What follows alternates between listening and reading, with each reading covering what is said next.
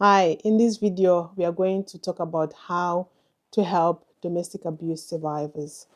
If you are in an abusive situation right now, if you are wondering how you can improve your life, this video is for you because I've got good news. I am a domestic abuse survivor, and these are some of the things that I wish I knew were available for me or for my family. So, if you're a mom and you are wondering how are you going to look after your family, how are you going to provide for them, you probably don't have any money because what happens in abusive relationships is that they make sure you are financially dependent on them. So don't worry. If you're not working, or if you're working and they are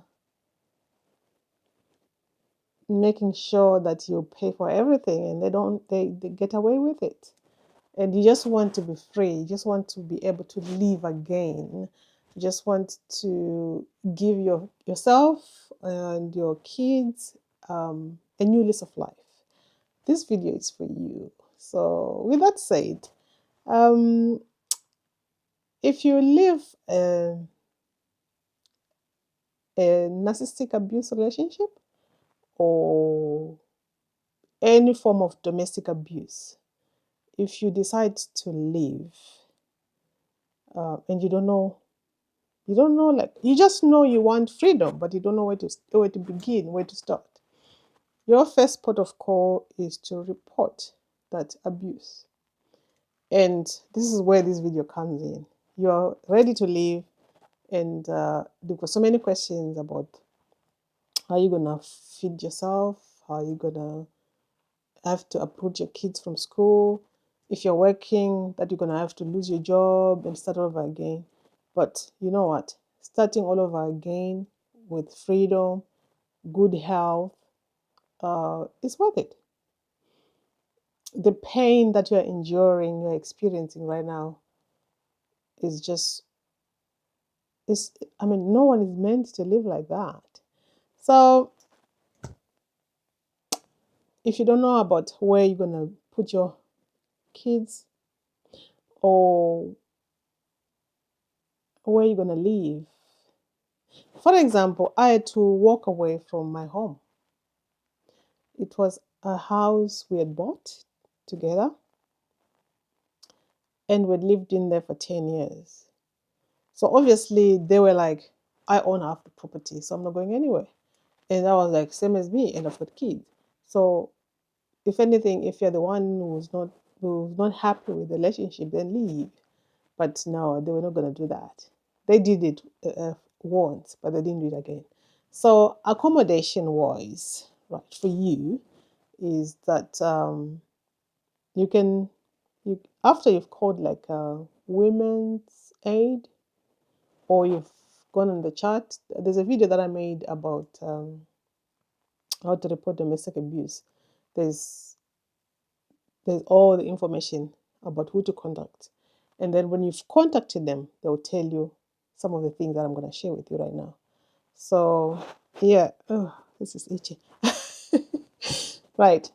So, there's safe houses.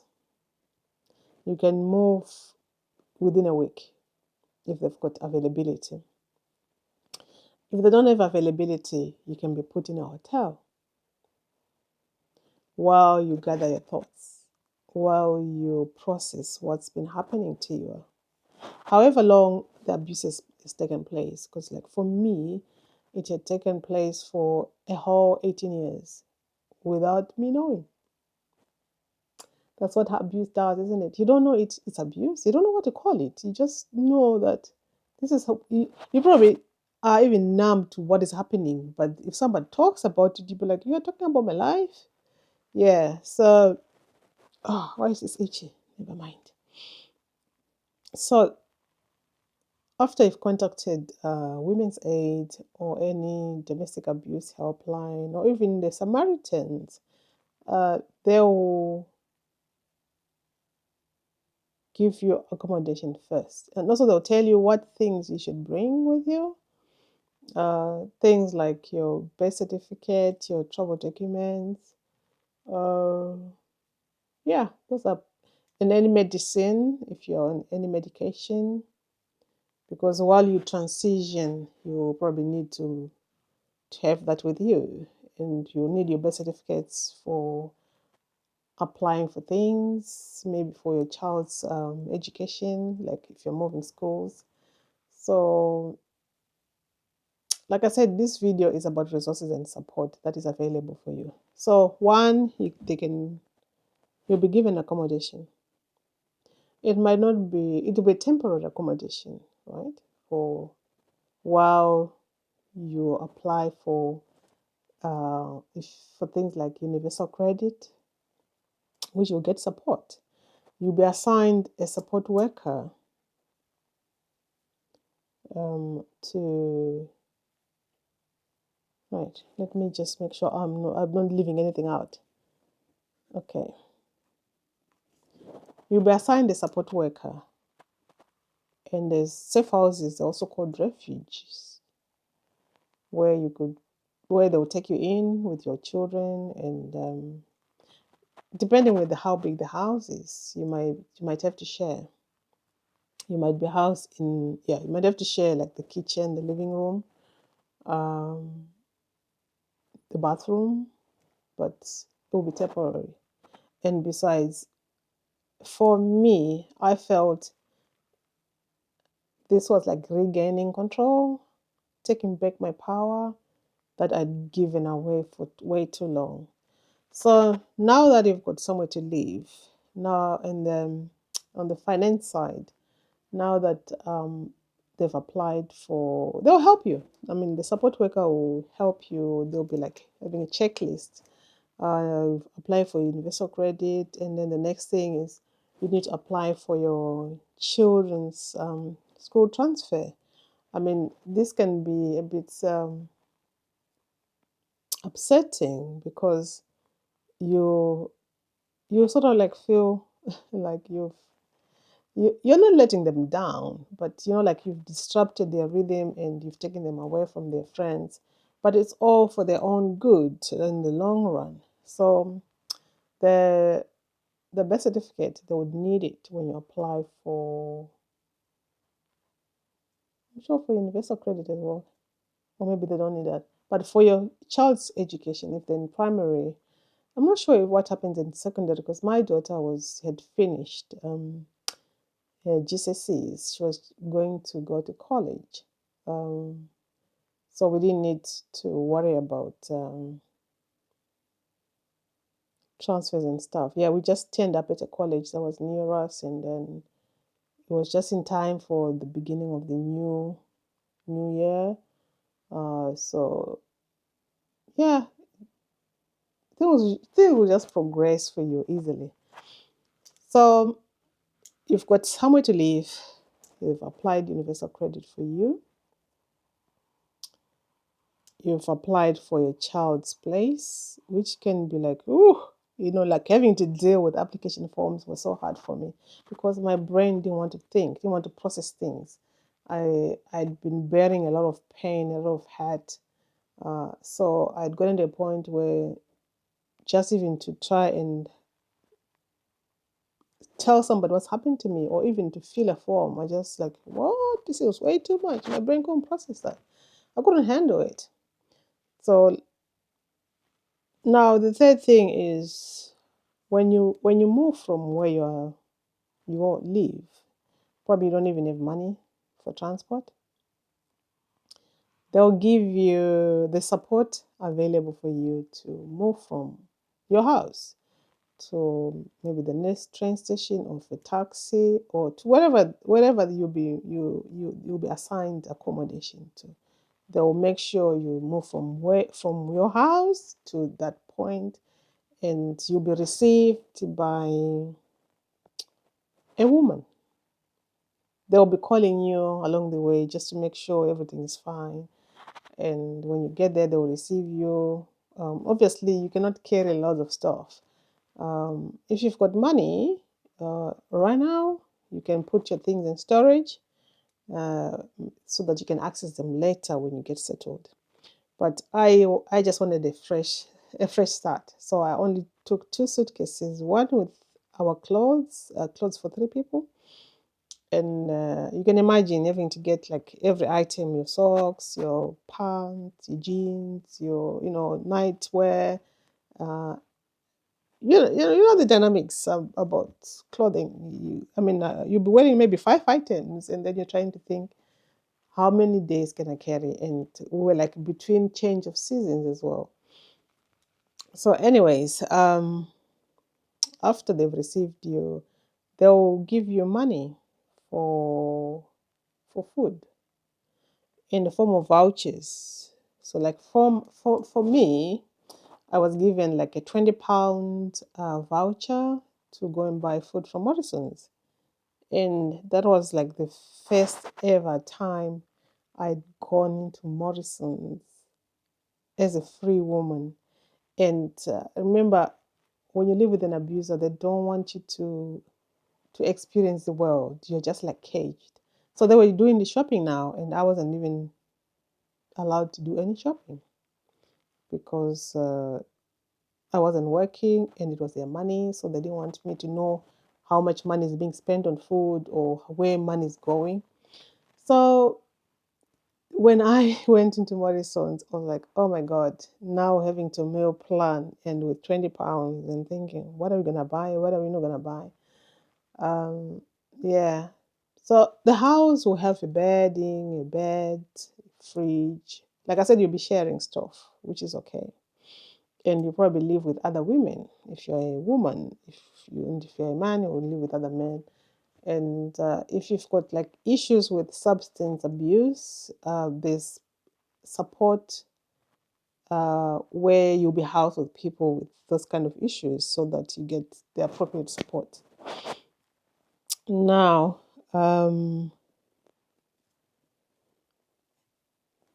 when you've sort of like settled, the job center will give you like 3 months just to calm yourself down, to not just like chill, come down to earth and appreciate that you're now free, you can now live again. Um, but that 3 months goes quick because there's just so much going on. You're trying to find a place for your kids to go to school, college, and now you're thinking they need schoolwear. And so now when it comes to schoolwear for your kids, the schools they've got a fund to help people in those kind of situations, which is amazing. So, I mean, there's so much support that you don't have to suffer. You don't have to stay in that kind of pain to be to continue to have your human rights taken away from you. Um, yeah. Now, if you've got debt, because obviously when you live with an abuser, they will make sure your finances are in tatters. They don't care whether your credit score is ruined or not. And if you want to climb the property ladder, if you want to buy anything, you need your credit. You need your credit score to be healthy. So there is support available for you. There's charities, the Christian charities. There's if you're like from a minority background, there's charities that cater for people in the minority backgrounds. They'll tell you. I mean, like I said, the Women's Aid. They'll tell you. They'll tell you which. They'll give you all the links, but maybe it'll be just too much when it comes in, because like I said in the beginning, your brain doesn't want to process anything. Right. So that's about debt. Let's cross off schools. I've spoken about that, and also the schools will help you with school meals. They'll apply for what's called the bursary, so your child is able to access free school meals. If there are any trips going on, they'll be able to fund those trips. What other thing? Yeah, that's what I can remember for now. Um, and the other thing is, they'll be giving you money while you're waiting for your application for universal credit to be processed. It can take up to 6 weeks or something like that. So while you're waiting for that, there's food banks. So your support worker will have like connections or links with food banks. So they'll do an application for you. So all you do is they'll take you there because you're probably in a new place, you don't know which way to go. Thank God for Google Maps. Thank God for Google Maps. So you will be fine. But anyway, they'll take you there because they need to make sure you're at the right place with the right people, just for your safety as well. And then the other thing is, I've spoken about vouchers for food. So they'll keep on giving you vouchers until your universal credit is processed. Um, yeah, you'll get weekly sessions, one to one, with your support worker, just to talk about how you feel, how things are going, if you've had any contacts with your ex-partner, or any issues you might have. And also they'll recommend for you to have counseling. They'll ask you what kind of support you want, and they'll tell you what kind of support is available. So which was very good, because I had to go through counseling. And you also get to attend group sessions where they'll you'll be taught about abuse. Because, like I said, I didn't know I was in an abusive situation. I didn't know what financial abuse was. I didn't know what emotional abuse was. I didn't know what psychological abuse was. I didn't even know why my health was declining. That it was all because of my situation I was going through. So they'll they'll help you with that. And the other thing is, if you need like medical help, you'll get registered with a new GP. I mean, that'll be like one of the things they'll tell you to do, because like I said, my health wasn't that good, but I wasn't being treated for anything. So I was just managing because I just felt fatigue. I didn't know why. I didn't have energy, and even if I'd slept. And also because of menopause and stuff like that. So yeah, I just had to register. And also when you've got kids, you want them to be seen if there's any issues. So yeah, now after everything is sort of like settled, you can start to volunteering. There's groups that they'll refer you to. Um, the one that I attended was very good because it was like more of gardening. So you'll be just chilling. If you want to help out in the allotment, you could help out. If you don't want to, you just want to sit. There was like a shed where you could just take in the sides and just sit there, and they'll provide you with lunch. So no expense on your part there. The only thing that probably I didn't like is they had said it was going to run maybe for 2 hours or whatever time it was, but it overran because I needed to be back for the school run. So I ended up not going because it was just like giving me anxiety. I'm like thinking, oh, I'm gonna be late, and now when you've been through abuse, your anxiety levels are just like easily triggered and high. But that's one group that you could attend. And then there will be like women's groups where you can just attend. There'll be like various ages that that will be there, and you'll get a lot of support from them because some people will be like, "Oh, you're starting afresh. Also, I haven't got anything.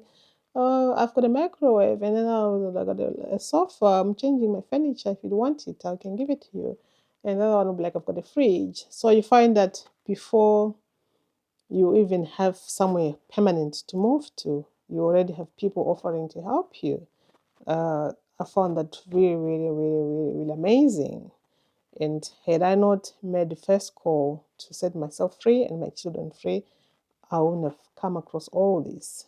So don't think that you'll be stuck. No way, you won't be stuck. Then The other thing is the council actually prioritizes women or men that have gone through abuse, domestic abuse, for to be at the top of the list for housing. I didn't know that because when you've been through abuse, you sort of like don't want people to know, or you walk around with shame, you're guilty, you think you've done something wrong but no, you haven't done anything wrong. It's not even your fault. You are enough. Whatever lies that the abuser had planted into your head, it's all lies, like I said. So yeah, I hope you found this video helpful. I just wanted to make you aware that there's resources and support available for you. I've benefited from that, and even when you move to your own new house, uh, there's still support available. Just ask. I mean, the overriding theme of this message is asking is a good thing. If you need help, just ask. So yeah, if you like this video, you share with I mean, just to help anybody who is probably in an abusive situation. Share this video so that they know that they can come out and thrive. Um, all the help they need will be available, and whatever discomfort will be temporary, but you won't even feel like discomfort. You just know that you're doing something good, not only for yourself, if you've got children, for your children as well. So you take care and you share this video, give it a like, and write in the comment section below. Write support, just the word support in there, so I know you understood the message in this video. Okay, bye bye.